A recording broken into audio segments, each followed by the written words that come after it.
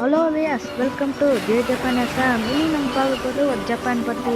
என்னடா ஜப்பானில் இருக்க போகுதுன்னு கேட்பீங்க. ஆனால் அதில் ஒரு மை ஸ்டேஷன் நடக்குது. வாங்க வீடியோக்குள்ளே போகலாம். அதுக்குள்ளே நம்ம பார்த்தோமா, நம்ம ஜப்பான் ட்ரெயின் பற்றி தான் பண்ண போகிறோம். பலரும் பார்த்துருக்கோம் புல்லட் ட்ரெயின்னா என்ன, அது எப்படி ஒர்க் செய்யுதுன்னு. ஆனால் அதுக்குள்ளே இருக்கிற ஃபியூச்சர்ஸ் எப்படி இருக்குன்னு பார்க்கலாமா? வாங்க வீடியோக்குள்ளே போகலாம். அதாவது நீங்களே பார்த்துருப்பீங்க, ஏன் புல்லட் ட்ரெயினோட மூக்கு பகுதி இருக்குங்களா, அது ஏன் இவ்வளோ நீளமாக இருக்குன்னு. ஏன்னா அது காற்றை கிழிச்சிங்கன்னு போகிறதுக்கோசம் தான். இப்போ ஒரு எக்ஸாம்பிள், இப்போ ஒரு ஏரோப்ளைன் எடுத்துங்க வச்சு வைங்க, அதில் கூட இப்போ முன்னாடி மூக்கு பகுதி பிச்சிங்கன்னு இருக்கும். அதனால காற்றை கிழிச்சின்னு போகிறதுக்கோசம் வச்சுருப்பாங்க. அதே தான் இங்கேயும் நடக்குது. இந்த கான்செப்ட் எதுலேருந்து எடுத்தாங்க உங்களுக்கு தெரியுமா? பறவைலேருந்து தான் எடுத்தாங்க. ஏன்னா அது பறக்கும், ஏன்னா அது மூக்கு நீளமாக இருக்கும், அதனால் காற்றை கிழிச்சின்னு போகும். அந்த மாதிரி தான் வச்சுருக்காங்க. இந்த விஷயம் தெரிந்திருந்தால் கமெண்டில் பதிவு பண்ணலாம். அதாவது இந்த ட்ரெயின்லேயே நிறைய ஐட்டம்ஸ் இருக்குது. ஒன்று எலக்ட்ரோ டைனமிக், ஒன்று எலக்ட்ரோ மேக்னட்டிக், ஒன்று இன்டக்ட்ராக்.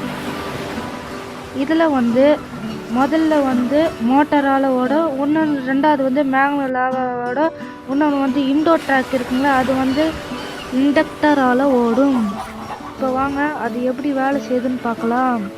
இப்போ முதல் கான்செப்டில் நார்த் போல்னு இருக்குல்ல, அது நீங்களே பார்த்துருப்பீங்க. மேக்னெட் நார்த் போல் வச்சா தூக்கும்.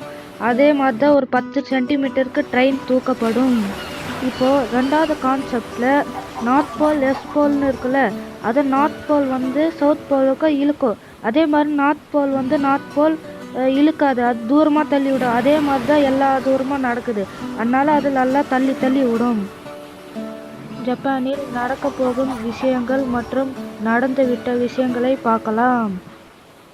ஜப்பானில் 1964 புல்லட் ட்ரெயின்கள் கண்டுபிடித்தனர். அதோடு மட்டும் இல்லாமல் 2014 புல்லட் ட்ரெயின்கள் 50 வருஷ சாதனைகளை படைத்தனர். $90 பில்லியன் செலவழித்து நகோயாவுக்கான சேவைகளுடன் 2025 தொடங்கி ஒசாகாவில் 2045 நிறுத்தப்படும். சின்கேன்சென் மற்றும் சிங்கிள் லைன் கனெக்ஷன் உடன் டோக்கியோ மற்றும் ஒசாகாவில் நிறுத்தப்படும். இது மட்டும் இல்லாமல் இந்தியாவில் கூட இந்த மாதிரி bullet train Kolkata to Delhi அந்த மாதிரி கூட வந்துவிட்டது. இதையும் ஃபியூச்சரில் வேறு மாதிரி லெவல் கூட கொண்டு போகும். அதையும் பாருங்கள். இந்த வீடியோ உங்களுக்கு பிடித்திருந்தால் லைக் மற்றும் கமெண்ட் பண்ணலாம். அதோடு சப்ஸ்கிரைப் பண்ணிக்கொள்ளுங்கள். இந்த வீடியோ பார்த்தவங்களுக்கு நன்றி. தேங்க்ஸ் ஃபார் வாட்சிங் வீடியோ.